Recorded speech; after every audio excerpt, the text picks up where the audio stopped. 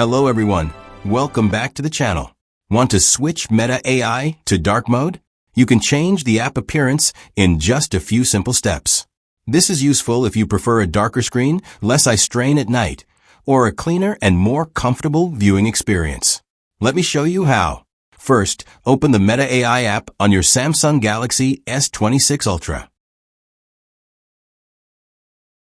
Tap the menu icon in the top left corner of the screen.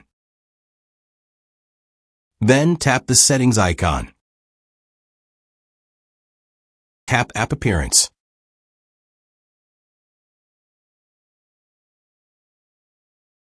Here, you will see different appearance options.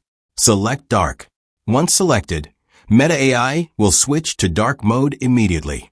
This makes the app easier on your eyes, especially in low light or at night.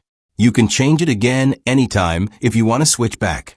And that's how to change Meta AI app appearance to dark mode on your Samsung Galaxy S26 Ultra.